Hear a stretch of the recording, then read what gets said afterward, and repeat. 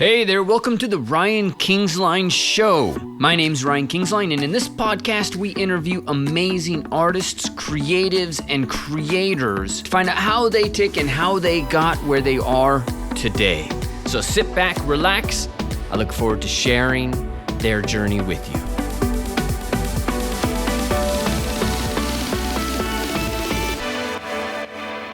All right, Kubisi, how are you? Yeah, I'm good. How are you? I'm great. I'm glad we're getting this conversation. I look forward to this. Yeah, me too. I think the principal thing, the thing I usually do right off the bat is just get a sense of what you do. And you're a character and a creature artist at MPC. What does that mean? Yeah, so currently I'm working at MPC Advertising, not film. And before that, I was working at Framestore Film. So the reason that I moved to advertising is that I get to be a character and creature artist. So in film, you have to specialize in one thing. So for example, I was a modeler. So this means I only model, but now I am an artist, not just a modeler. So this means that I can take a creature from concept to sculpting and then to modeling to texturing, sometimes grooming and shading a little bit. So I get to do the whole thing. And I can also specialize in character and creature. While in film, it's very difficult to do only that. You have to do some environment, some props. What kind of characters, what kind of creatures are there in ads? Everything. Like, for example, my first project with MPC Advertising was the young Elton John. And this one we won a VES award for. Okay. So this is, for example, something that I would do for a character. Some other thing is a project that we are doing that I get to do like a dragon for. Sometimes I would be doing an animal, like a giraffe. So yeah, it's like that's the cool thing about advertising. And I've been working there only for, I think, 5 months so far. Mm-hmm. And in these 5 months, I got to do 3 creatures and 2 characters, which is very cool. So when I was working in film, I get to do only 1 character. Like I was working on Christopher Robin, Winnie the Pooh, which is also nominated for the Oscar this year and for PFX. Yeah, and on this one, I worked on like 2 or 3 characters, but the main one was Eeyore, the donkey. And I kept working on this one for like 6 months or 7 months. So that's a cool thing also about advertising is that you get to work on several creatures and you can finish them like really quickly and move on to new projects. You never feel bored. Okay. So Eeyore, and you were just doing the modeling on Eeyore? When I was working in film, I was doing the modeling because they were not like creatures. They were more like plushies or stuffies. So I had to do like a cloth simulation mesh. Nice. Okay. And of course, you have to do like all the face shapes, which is not easy when you're making it for a doll. And it's animal based also, not a human. Yeah. Oh, man. Okay. And so now it's all ramped up, but you do a lot more than just that. You've got Patreon, you do a ton of tutorials, you're giving back quite a bit. Yeah. So that's the thing that I try to always on the side to work on personal work. So even on my art station, it's all personal work aside from the Elton John. I also do Patreon because people kept asking me to make tutorials and stuff like that. And I decided to make this Patreon page. And in the same time, I get to like give back to the community. That's why I made it like very cheap. And at the same time, I'm like showing the people how I work and I'm doing my personal work. So it was fun. Yeah, I joined that and I was very, I was really surprised when I saw like someone really good like you joining the Patreon page. And the thing is things change in this industry so fast. Because I know in there you talk a lot about X-Gen. And X-Gen, with the interactive grooming, that just changed, not too terribly long ago.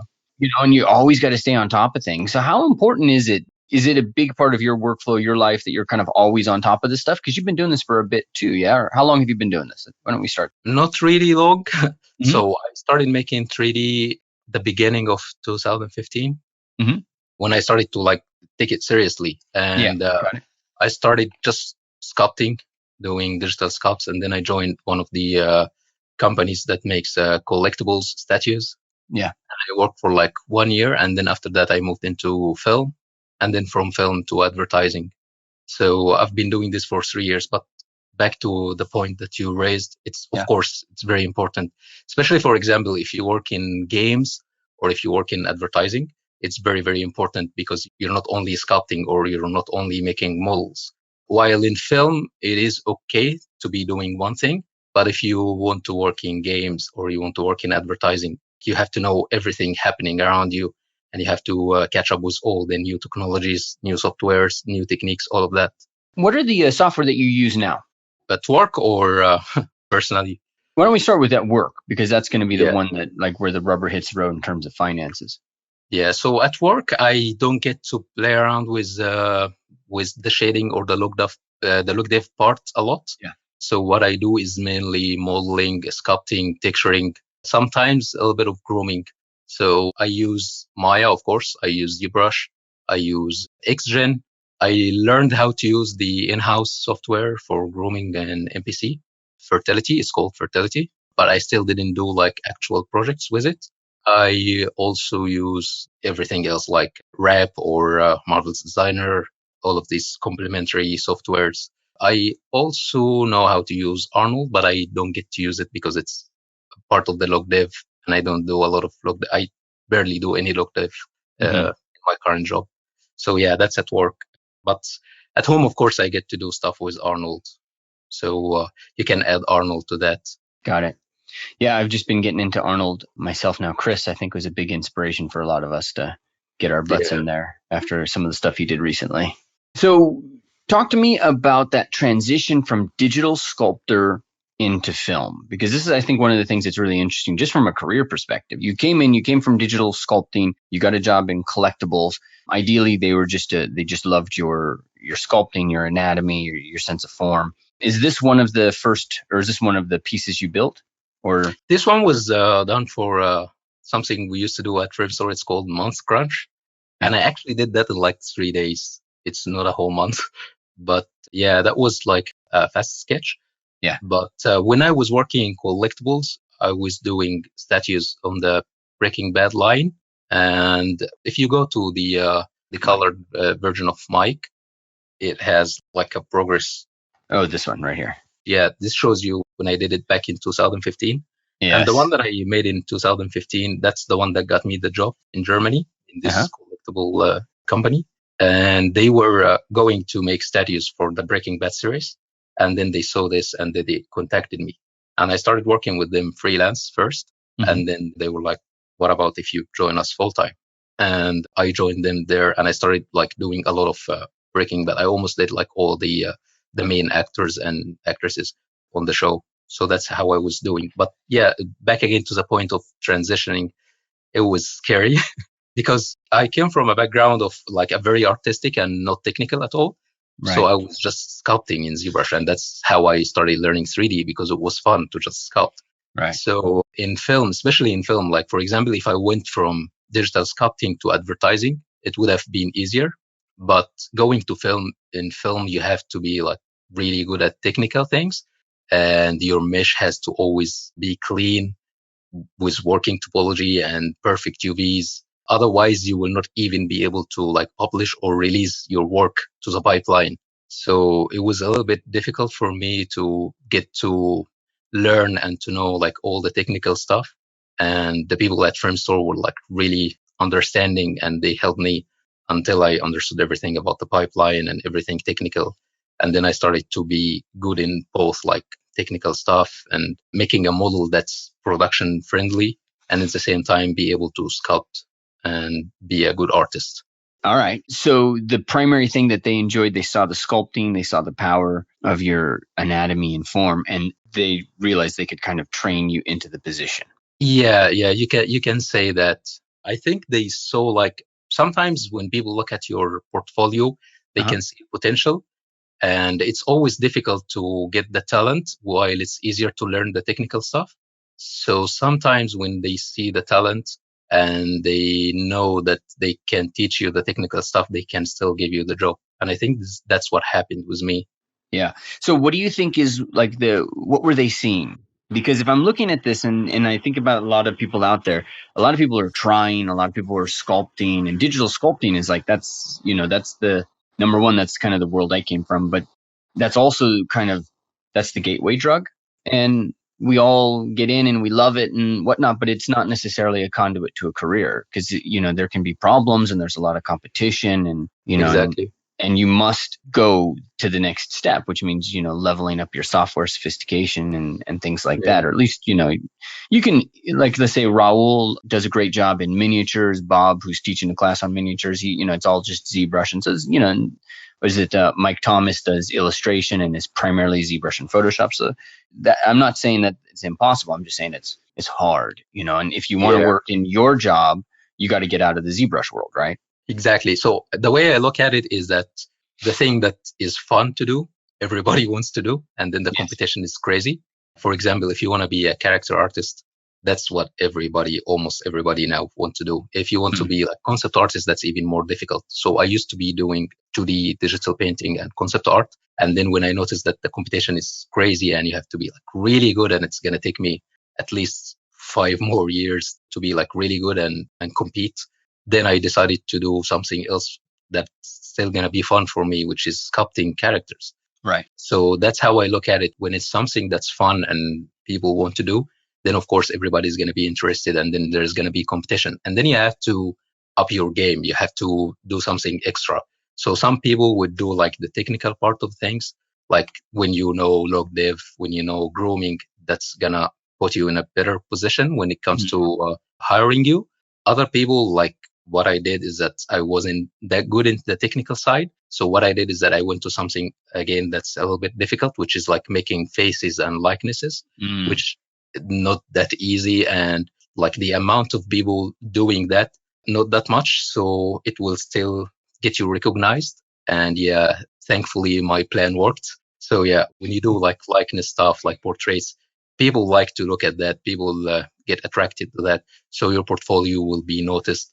If you are able to do faces, which is, I think, in my opinion, the things that we are seeing faces every day in our day life. So that's the thing that people can see, even if they are not working in the industry, if it's working or not. So it's one of the most difficult subjects. So if you can do portraits, this will give the impression that you can do other things. So if you understand like anatomy of faces and having like good proportions in your face, you can even like get likeness and all of that, then it will show the person trying to hire you that it will be easy to make animals, for example. It will be easy to make creatures. It will be, of course, easier to make environment or props. So I think, yeah, that's how I look at it, is that I try to get good at one of the most difficult subjects. And that was like the extra step that I wanted to go to. What do you think makes a successful face? I think just looking at the amount of people that post stuff on ArtStation these days, there is like everybody's interested in making likeness. Yeah. So I think making a likeness is one of the things that get attention. But the thing that makes or breaks a good portrait or a good face, I think, is the eyes. And I've seen a lot of people who make like amazing skin shader and sometimes amazing grooming, but the eyes are really look not natural at all. And then the piece looks weird. And I think even like the uncanny valley, you can notice the uncanny valley just by looking at the eyes. Right. So yeah, that's one of the most difficult things. Okay, so if we're looking at the eyes, what do you think are some of the important things that really sell an eye? Because there's the texturing in the iris. There's getting the refraction right. There's the wet line. There's the caruncula. There's all these different elements. Like, what is it that you think is really essential for nailing that? Yeah, for example, one of the things that I see a lot is like weird colors for irises, because irises, they have like four or five maximum colors for iris. And if you go for a different color than these colors, then it's going to start look like an alien or a doll. So some people, they go crazy with the coloring of the irises, and then it starts with like pure blue, and they think that that's how you make blue eyes. While blue eyes is basically what you are looking at now, like Mike's eyes. It is not that blue, it's not like saturated blue. Right. So that's one of the things. The other thing is like the crankula part, which is like the corner, the tear duct. A lot of people, they make it like very plastic looking, And they do also that with the wet line or the meniscus, which is the wet line between the lid and the eyes. Mm-hmm. So some people just make it like a perfect tube. So this kind of stuff, like the subtlety in doing this stuff, like the outline of the iris itself, some people make it just like a perfect line, like you can draw a circle around that. So yeah, this kind of subtlety is what makes eyes look a little bit weird. Got it. So add irregularity is kind of one of the key things to all of those ingredients. Yeah, irregularity and try to make it look natural in terms of color, of course, and in terms of shapes, Yeah, and you especially use colors. okay, and you use XGen for your hair mostly, right? No Yes. fiber mesh? I don't use fiber mesh like crazy. I just use it like in a very basic manner. So it doesn't look like really real hair, because I think it's very difficult to do that with fiber mesh, first of all. And then second of all, it's like something that you're gonna do just to make an image, you know. You Mm-hmm. will not use it later. Even if you're gonna use fiber mesh as curves, you don't need it to be that sophisticated to export curves and then use it in an actual grooming software.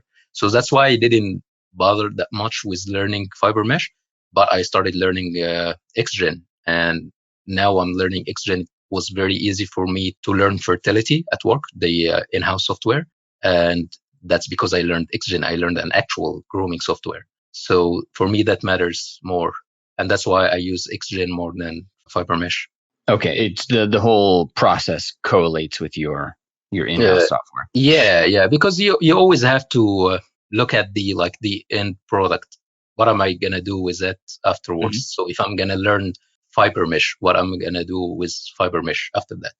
But if I'm gonna learn XGen or Yeti or any like actual grooming software, I know that Mm-hmm. I will be using this in production. So that's why I saved that time to learn XGen. Got it. Now, one of the things that's kind of been on my mind a lot in terms of likeness is, in your opinion, when you're doing a likeness, is it imperative to get the anatomy 100% right and the form 100% right? Or what is it that really sells it and makes that likeness kind of fit? I think it's both ways. You have to get it right first, and then you have to break it later. So funny thing is that once you start making likenesses, this means that you're gonna have to look at actual people and like see them from different angles and see how the face reacts in different situations. Mm-hmm. So you will start to notice that in reality, anatomy is not that perfect. So for example, when I was working on Mike, if you go to the lower images, the ZBrush images, you will see one image from a side view and look at the back of his head. Mm-hmm. So if I do a portrait with the skull looking like this, that's anatomically not correct at all. But this is actually happening in a real human that we see every day. Yeah. So you have to start first with like, that's how I do it. Like I like to imagine a skull underneath and I sculpt on that. And then after I like get the structure right, everything looks natural. Then I start pursuing the likeness and how to break this perfect anatomy thing to make it look natural and imperfect. Okay. And So I saw that in your Patreon where you created a generic structure. It's pretty much the standard protocol. We create a generic structure and then you go in and kind of work on the likeness. Once you've got a cheekbone, you've got the nose plane and all of that. Because you're right, like the back of this head's wrong, yeah, yeah, from like a classical canon perspective. But I mean, yeah, and then not only that, but I mean, it's like it's not very deep. Like it's not fitting the traditional canon of a head is one head tall and one head deep. exactly. It's not, and it actually looks like the back of Ophir's head. Yeah, He yeah. has And he has the structure. Yeah. what I discovered later is that that's something that happens to people who when they are babies and their skull's still like tender and not hard enough. Mm-hmm. They keep them like on hard surfaces, and then the skull takes this shape. Yep. So that's why his skull looks like this, looks really flat like that. Mm-hmm. So yeah, that's something weird, but it's in real happens in real life. So Yeah. so yeah, I was that's why talking. anatomy is not always perfect. I was talking to Adam Bean about this when I started getting into likeness about 6 months ago or so.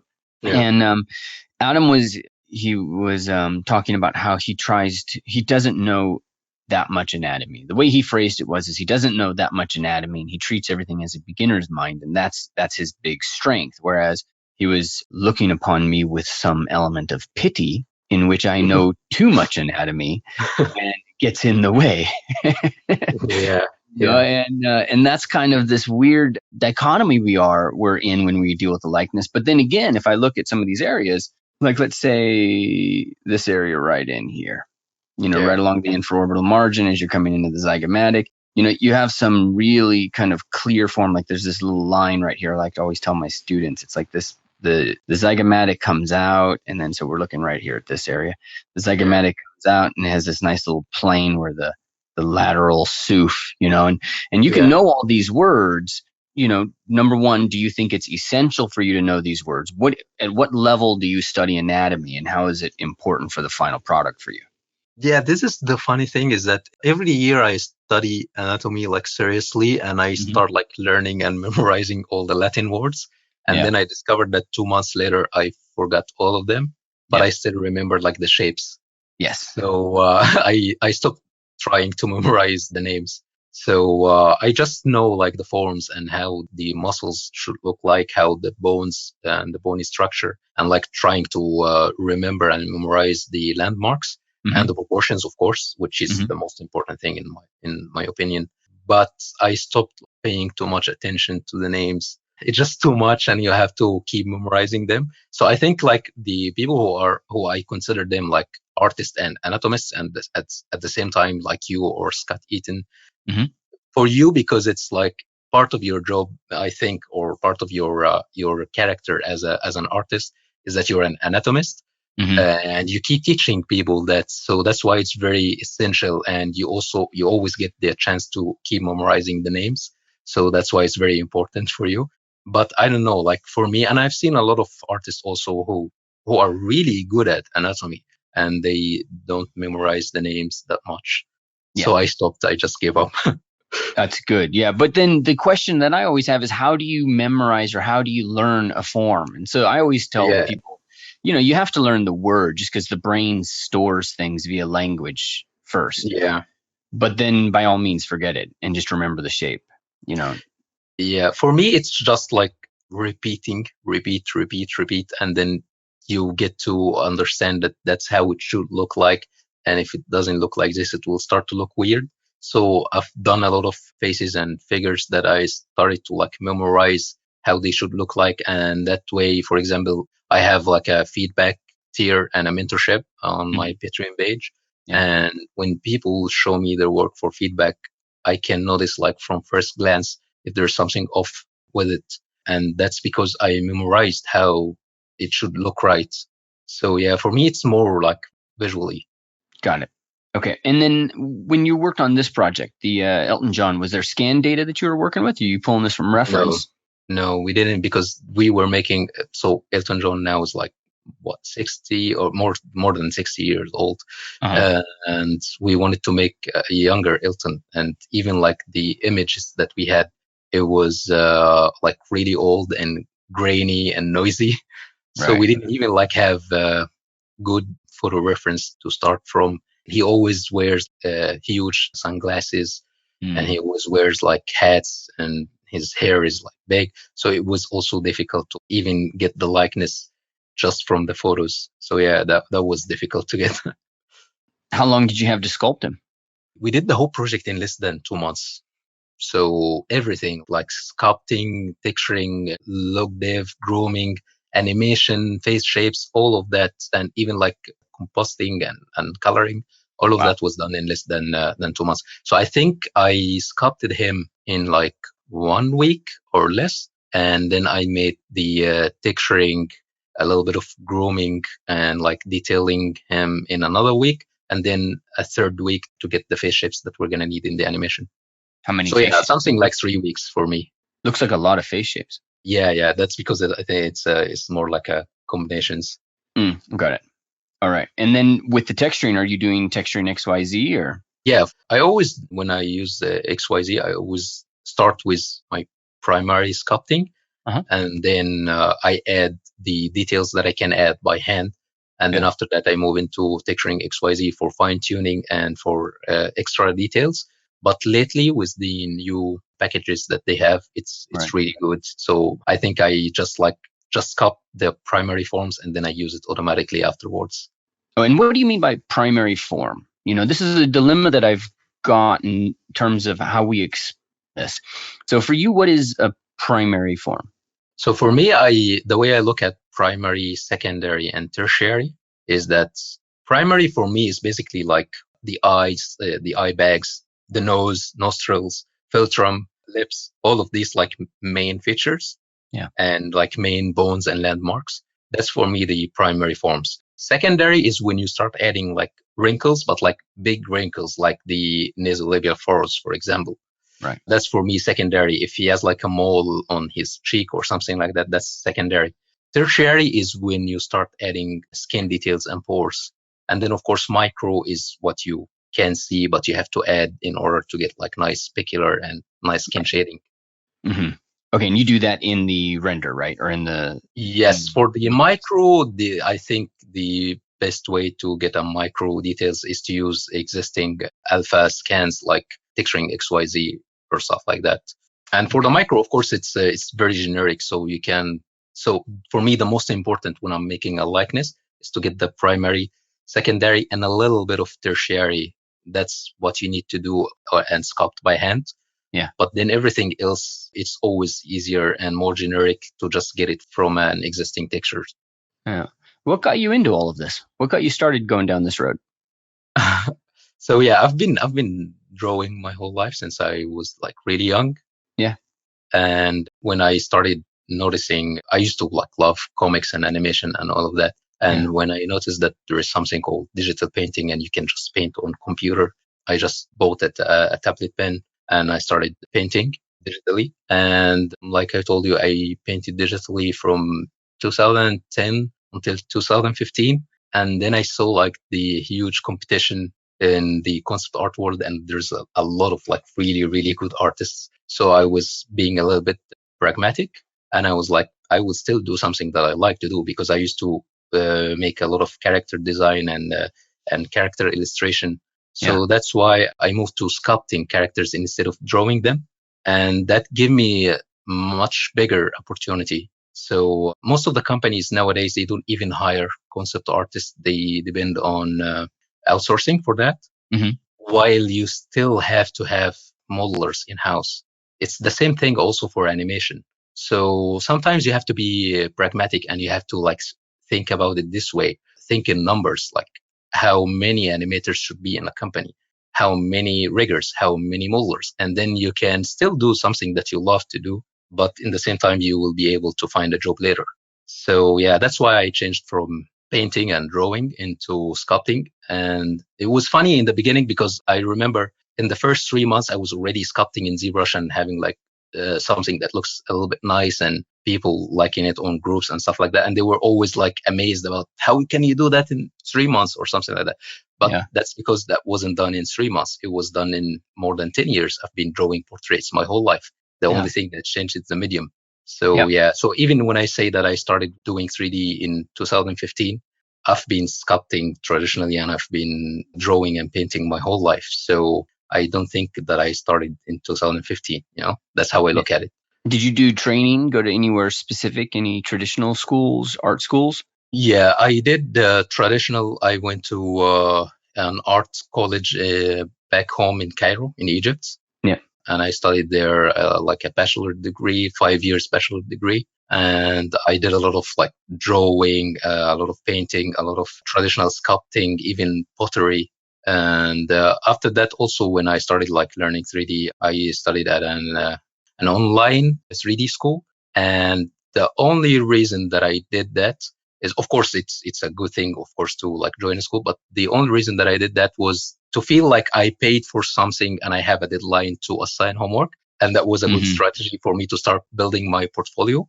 And I even remember that it was like very expensive for someone like me from Egypt. And I was like paying in US dollars. So it was very expensive for me. So I had to like really work hard to not feel guilty about the money that I spent.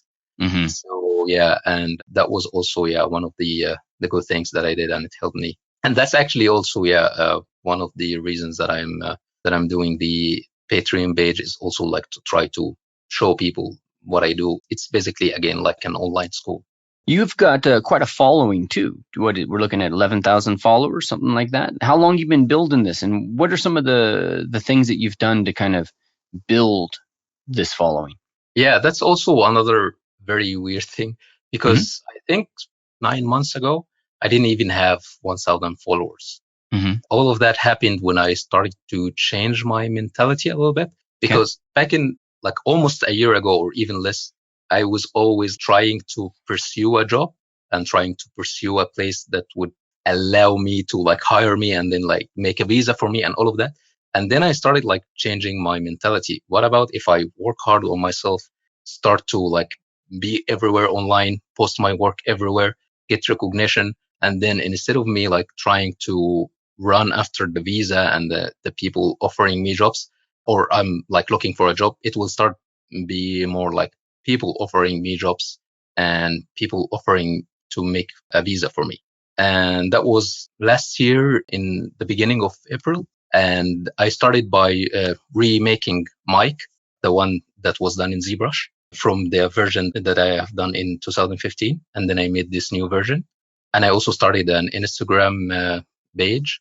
And yeah, it's been going from there. So yeah, after that, I started to work continuously, share in groups, share on my art station, share on my Instagram. And after that, it became very easy. I started to like get a lot of followers, and it was always feels amazing when you work hard and then you see the feedback and you see like people recognizing your work and people saying good things about your work and like giving you likes or stuff like that. So yeah, it started from there. And then I started to at least have an artwork every month. And I rebuilt my whole portfolio. What you're seeing in front of you, all of that was done in less than 7 months. Less than 7 months. Wow. Yeah. So I think it started with Mike in April, and the last piece it was Walter, which I did in December last year. That's amazing. And I love that the idea was changing the mentality. Instead of hunting down, you're going out there and you're just going to showcase what you do. Yeah. You know? This changed my life. I was in a tough spot. I was on a contract and my contract was about to end. And I was thinking about and asking my company, are you going to extend for me or what? And I've been like in this really difficult situation. Am I going to go back again to zero and start like finding a job? Or am I going to like go back home? And then I was like, why am I doing this? What if I work really hard, build a nice portfolio, be available, show the people that I can do what I love to do. And then people would be offering me jobs and it worked. So now instead of me sending to recruiters and sending to companies, it is the opposite now. Companies are sending me offers, which is amazing, of course. And it's also, again, another thing that motivates you and keeps you going. Did that company hire you or and keep you moving, or did you accept a new offer? No, so I'm happy where I am at the moment. So that's why I'm not accepting the offers, but who knows, maybe in the future. Tell me about that because, for example, right now Blizzard just laid off a bunch of people. Some of them art, some of them IT, and things like that. But that kind of stuff could be scary, right? You know, because there's this big Yeah, company, Blizzard, Activision, yeah. and I think it was like 800 jobs, or maybe it was. Anyways, it's a lot. You know, what's the market like in advertising or film or for you, or do you worry about that now? I think now I'm not worrying as I was worrying before because Hmm. now I have, like I told you, the people who gives me offers. Most of the offers that I get, they are like open offers. Like people are telling me if you just want to join us, tell us, which making me a little bit safe. And again, it's because I am putting the work. I'm like working. I'm not working 40 hours a week. I keep working every day on my personal stuff. I keep working on my Patreon. I teach. So just doing this stuff is giving me this offers and opportunities. That's Hmm. one thing. The other thing is that where I am now is in advertising. So if you are working advertising, it's more stable than film. I think also games are stable because you are working on a huge project, unless if it's something that's like what happened with Blizzard or something like that. But most of the companies that I know, especially the big ones, they are more stable. So you would be working on a game for like what, 3 years, 2 years. So Hmm. at least you're safe for 3 years. But in advertising, it's really cool. It is more stable. There will always be advertising. In film, it's the least stable industry ever I've seen in my life, because I've seen people getting like 1 month's contracts, which is Wow. ridiculous, and you only see in film. Yeah. And in film, the industry in film is always keeps moving wherever there is tax breaks.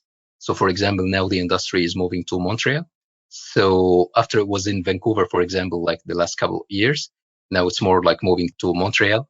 Mhm. So yeah, it is just not stable at all. So what does your day look like then? Because that's producing this much work in 7 months, redoing your portfolio. I know, and I totally understand the concept that it's not really 7 months. It's also, 15, 12, 10 years. How, it's all the time that you've been doing this, that it all comes together. But what does your day look like? What's the schedule look like for you? So of course I start by my full-time work, Mhm. which is like between 8 in the morning to like 7, 8 in the evening. Yeah. Like adding the time when you wake up, when you like have breakfast, when you go to work, and then like going back again and commuting and all of that. So it's like 12 hours just for your full-time job.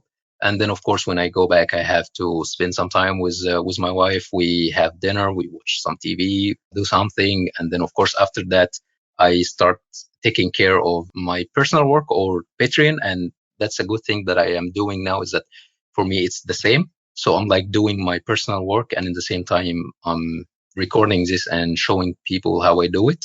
Hmm. So for me, it's like a win-win situation, because Yeah. when I used to do freelance work, then I was just doing something for a client, and it's basically like doing full-time work again after going home. So it wasn't that much fun for me. Hmm. And you never know if this work is going to be released or not, if you will be able to share it or say that you worked on it, if you will even like get paid for it or not. So it wasn't stable. So that's why I decided to do this instead. So now I'm making money from my Patreon page, while at the same time I'm doing my personal work. And at Right. the same time, again, I feel like I'm giving back to the community. I think it's like a win-win situation for me. So yeah, I just after that I start working on my personal work or doing recording something for Patreon. And then of course that's the thing that you gotta sacrifice, is you have to sleep less than 8 hours. So yeah, for me that's the problem. And I also try to like put in like once at least or twice a week I would go to the gym and like work out a little bit, so Hmm. that I am not neglecting my health. Got So it. yeah, that's basically my day more or less. Do you have any other habits or routines that you have, like reading or something you do in the morning that gets things moving? Not really, not not now. It's very difficult with the situation I am in to have extra time for that. Even if I'm reading, I would just like read in my commute. So I would have like an ebook on my phone, and then I would be reading from that. Got it. Get up and go. Yeah. Now, if we get back to your social media, or not social media, but really your following, I guess it's because it's a little different nowadays. But how do we go about getting ourselves noticed today? Because there's so many different places, and you said you just changed your mindset. You started producing your work, and then you just started posting everywhere. Was there particular places that you posted, like Polycount or places like that? Yeah, so first of all, for me, it's not as much important as posting as it is choosing the subjects. Yeah. So, for example, some of the people in my mentorship, they would be making characters that doesn't look like a character that you would be interested in seeing, or like a hero character that would be the main character in a game or in a film. Right. That's because the subject is not interesting. You are making a character that can be like an unplayable character in a game, or like a crowd character in a film. Hmm. So for me, the number one rule is making something interesting. So when you make something interesting, people will start appreciating that. They will start sharing that. And it will be like, if you're, for example, posting on ArtStation, it will be in the trending. And then if the ArtStation people like your work, they will post it in the pics, and then it will be there, and people will start recognizing you. If they see you there 2 times, 3 times, 4 times, they will start to follow you, because they know that they keep producing something that looks cool. Hmm. So for me, number one is getting something or choosing a subject that's interesting. And then afterwards, right after that, is to try to show it to people everywhere. So what I do is that I post on ArtStation, I post on Instagram, I post on Facebook, and on Facebook I post on a lot of groups. I post on ZBrush Central. So yeah, like try to post it everywhere as much as possible. But before posting, you have to have something that looks interesting. And Do again, you? like I told you, like the faces, the likeness, the portrait. That's one of the things that we are drawn to as humans. We Yeah. always appreciate that and we like that. So that's why I do a lot of portraits. But in my real job, I don't do as much portraits. I do a lot of characters, creatures, sometimes environment stuff, and sometimes props. But when I do personal work, I'm trying to choose some interesting subjects. Do you post links back to your ArtStation, or do you just post the image straight up? Yeah, so I always try to share links to my ArtStation and my Instagram page. So wherever I am posting my work, I would be posting links to my ArtStation and Instagram. Okay. And so you were able to grow that to about 15,000 followers, and that opens up new avenues for you when you do that. Yeah, sure. How long did it take to get you up to 15? I started in April. So my first post, I think it was the very last day in March. So yeah, I think in April last year. How regular are you on this? Not that much because what I'm doing, it requires some time to finish. So I try to sometimes post like work in progress. Yeah. And then this way I would get, because in Instagram, it's always about the how regular you are posting and how many posts you're making a week. There's people who post every day. And that's one of the ways to get followers. The other way is to, again, make something that's really interesting that you can get a lot of followers even if you're not posting as much. Is there a particular thing that you've seen that kind of really resonates? Do you ever track like what people connect with? I think it's, yeah, people these days, they like to see likeness and portrait stuff.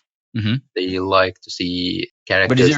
But is there like a particular framing, for example, an image like this, right? And we got 1800. And there's a reason why I'm asking this actually for everybody in general, including my boot campers. But do you like track this to see what's really moving the needle or no? Yeah, I try to see like if I make something that I find like a lot of feedback coming from and a lot of likes and people are not seeing this, then of course for me this takes that it is something that people are interested in, and then I use it as something that's indicating to me that's something that I should be doing more often, you know. So for example, people like to see progress stuff like what you were just showing. There is even like, I think like the one of the posts on my Instagram that got the most likes, I think it was this post in the 2015, 2018. Yeah, I think this one, yeah, got most of the likes is on this one. And people like to see that because it shows them that it's possible. You can do something like that.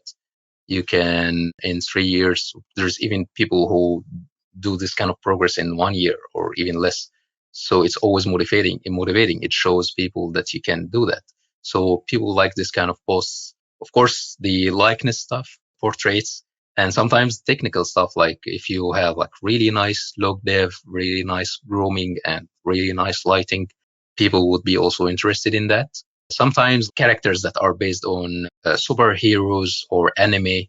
So yeah, there is a lot of things that you can do that can get recognition on Instagram when it comes to art. How important is your Instagram to your career? I think it's not just Instagram. It's just being out there. One thing that I always keep telling the people in my mentorship is that when the head of department or the supervisor that is looking at your portfolio and who is responsible of hiring you or not, when they see a piece and then they say that, I've seen this before, then it's like 80% you're going to get the job. Because the reason that they saw this picture before is that it is so good that it was like on pics on ArtStation, or people keep sharing it, or like it got like a lot of likes that it got in the way of his view, or when he was like streaming something. So yeah, it's very, very important to be out there. I know a lot of people working especially in the film industry, who are really good artists, but they don't share their work. They don't do a lot of personal work. Yeah. And then nobody knows anything about them. And then when they get laid off, like what's happening now at Blizzard, and they try to get another job, it's going to be very difficult for them. Yep. While that's exactly what was on my mind there.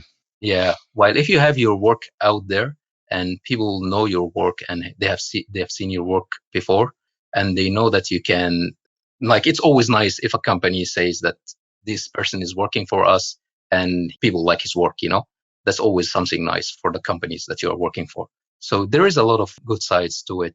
That's why I started doing it like a year ago, and I'm sticking to it. How do you deal with the inner critic? It is very difficult. Sometimes I feel like really happy about something that I'm working on, and then like 2 weeks later or 1 month later, I feel like really bad about it. Like I start to see the horrible things that I have done, the mistakes. Yeah.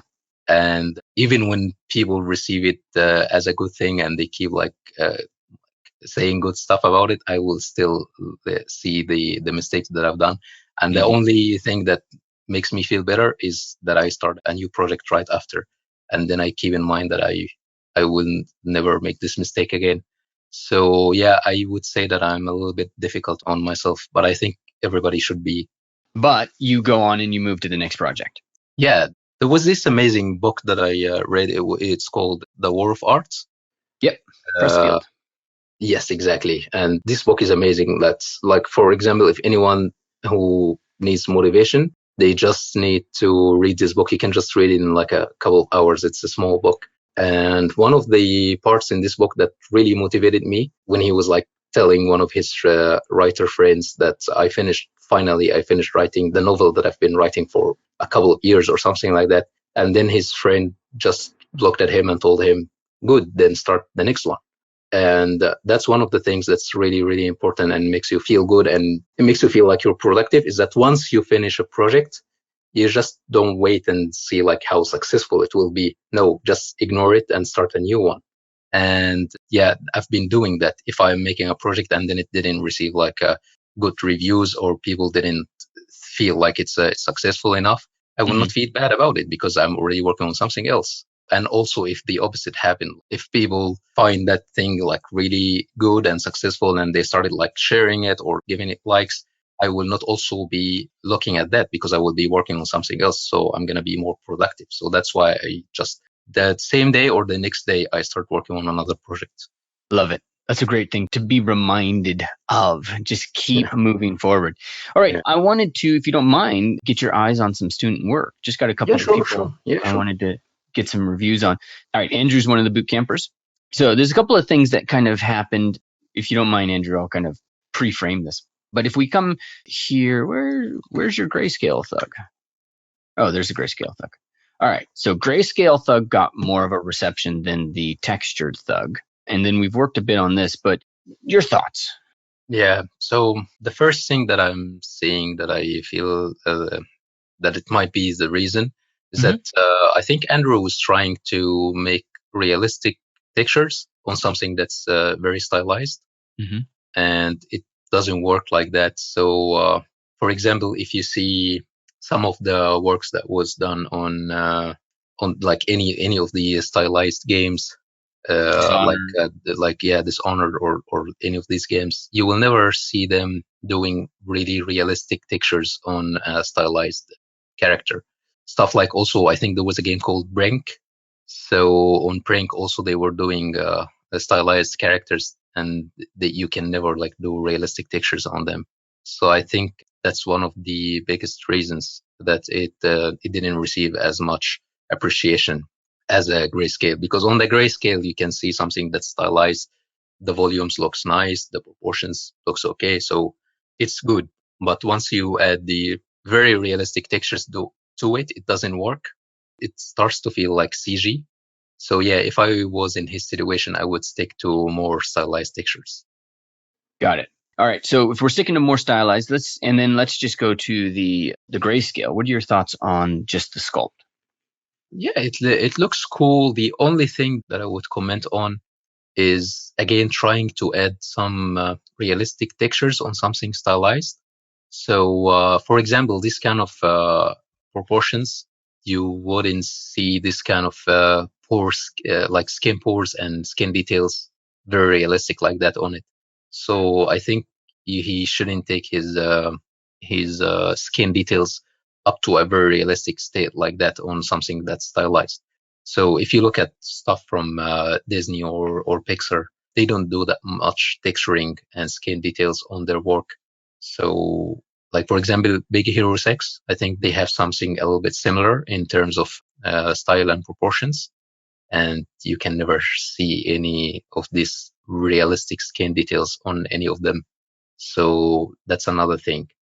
And then the other thing is also, again, like most of the areas of the face, they look stylized, but then you see the eyes, like the eye bags, that's very realistic. So it's kind of a little bit weird adding both in the same time. Mm-hmm. So I always think that it's always better to stick to one style and don't like mix and match between different styles in one piece. Got it. All right. Let's take a look at his overall page. What suggestions do you have for him? Let's assume he's got 7 months. It's going to needs to ramp up. What should he be focused on to help him get that job to So improve his work? the first thing that I always tell people is to just stick to one thing and get really good at it. Because if you think about like what we are saying now, you have 7 months and you need to build a full portfolio in this 7 months. So it's very difficult to make like 5 different pieces, one character, one animal, one hard surface, and make all of them like really good. So you're going to end up with 5 pieces who are mediocre. While if you just focus on one subject and you keep working on it, for example, from what I'm seeing, what he's doing is that he's focusing more on character and especially portraits. So if you spend 7 months working only on portraits, you're going to be amazed by the last portrait that you're going to do. It's going to look so much better. It's going to look like you spent 10 years to get that good. And that's because you only focused on one subject. So that's one of the things that I always tell my the people in my mentorship is that try to focus on one field, try to focus on one subject, and try to build your portfolio based on that. And of course, try to make this subject something that you like to work on, something that you are interested to get hired on. Because when recruiters are hiring you, or when like supervisors are looking at your portfolio, they will hire you for something that they can already see that you're good at in your portfolio. So if you want to be a hard surface modeler, just spend 7 months making a lot of hard surface models. If you want to be a character artist, then spend 7 months just doing characters. And of course, to take advantage of the time, just spend this time only on the most difficult and most interesting part, which is heads or busts. So yeah, that would be my advice for him. If you are interested in doing characters, just spend these 7 months just making busts. Got it. All right. This came out of the, I think, 12 or so odd week boot camp. And so why don't we just leave this open straight? And Jesus, do you got any questions? We'll start with the digital sculpt. Any thoughts you have on that? So can you just keep going through the page? Yep. So yes, I think in this piece, the thing that I can see the most is that it looks a little bit stiff. It needs to be more dynamic. Like even the reason that I asked you to scroll down, because I wanted to see if he has one of the pieces with the character posing. And even when he was posing the character, it still looks stiff. So one of the important things when you're presenting your work is to make it look dynamic and make people feel like they are looking at something that can move. So the first thing right out of the bat is that I feel like it's a little bit stiff. So for example, when he's posing him, he needs to like give his face a little bit of an expression, not just keep it as it was. Try to make the pose more dynamic a little bit. That's one of the things. The other thing, I think it would be trying to make the cloths or the materials in general look more like the materials. I feel like the materials, all of them, almost all of them look like plastic. So I feel like he should spend more time trying to make the clothes look more like clothes, like leather, try to look more like leather. So yeah, that's the other thing. But other than that, yeah, it looks really cool. I even like the likeness looks like really nice. So yeah, just like spending time on these two things, and I think it's going to be so much better. Would it be fair to say that one of the things that he's got to focus on is try to find some of the half tones, so to speak, and just some of the smaller plane changes? Do you think that's a fair way to say that, or do you have another way? Yeah. I think it's also like part of the material part, Mm-hmm. because I think that's what made me feel like it all looks like plastic, Mm-hmm. is that you don't have that much contrast and variations in colors and textures. Yeah. So yeah, I agree with you on this part. Okay. All right. Great. Thank you so much. All right. Let's see. Skip over here to Paul. Paul just finished this, so if you want to, could use some last minute comments on this. And Mm. I think Yeah. a lot of work Mm. here, Yeah, that looks really cool. but we're Uh, not sold on the face. exactly. Yeah. This actually, I didn't notice this, but the face is working better here. It's when it gets into an expression that it stops working, I think. Yeah, I think it's back again to what we were talking about in the beginning of the session, is that it just looks too perfect. So he needs to break that now. He needs to like work on it asymmetrically, and he starts to like break the symmetry, try to make it look a little bit irregular, and I'm sure it's going to look more natural. That's when we are talking about the face. The other thing is that her her vest or corset, I don't know what to call that. It feels like there is no wrinkling at all happening in it. So just judging based on the wrinkles that we can see underneath her arm and chest, Yeah. this means that we should have also wrinkles on the lower part. It makes it look a little bit fake that we don't Mhm. see any wrinkles on this part. Yeah. And also like on the pants, like her pants, you can see wrinkles everywhere other than the upper part, which is also should be more wrinkling than this. Okay. So I want to remind you guys to head over to Kubisi's Art Station and check out his Patreon. You can get a lot of great information there. I'm a member. It's very affordable. And I've loved what you've been doing with XGen. You cover that Thank you. actually very, very well. I Thank was you. really, really happy with that. And Kubisi, man, thank you so much for sharing your time with us. You know, I know you don't have a lot of it because you're producing crazy work constantly. So thank you so much. Thank you. Thank you. And I also want to thank you very much, Dan, for giving me this chance to talk to one of my art heroes. Like I told you when we were talking before, like you are one of the people that teach me how to work in ZBrush. Ah, So I will that's always awesome. be in debt to you. Thank you. You're welcome. I take Bitcoin. You can, just donate there. I'll give you a link after this. All right, my Definitely. friend. I look forward to interacting more and more now and following more of your stuff. And again, thank you so much. Thank you. Thank you.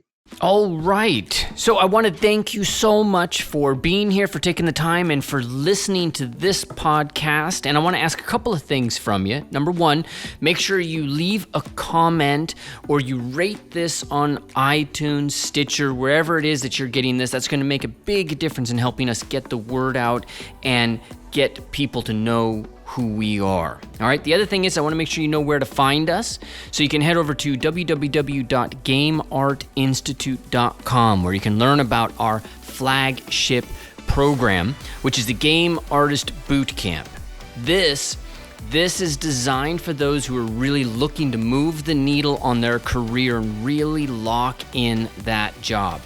You may have gone to school and learned a bunch, maybe haven't learned a bunch. But at the Game Art Institute, the primary focus we have is the very specific industry skills, the triggers that you really need to hit in that job interview. What are the specific things that they're looking for? That's what we're going to be training you on. We're taking applications right now for environment artists and for character artists. So make sure you head over to www.gameartinstitute.com and apply today. That way we can have that conversation, make sure this is a fit for you, make sure that you're a fit for it, and if everything is perfect, then we will sign you up for that right away and get you into your training and start moving the needle on your career. All right, thank you so much again for being here. Take care, have an amazing day.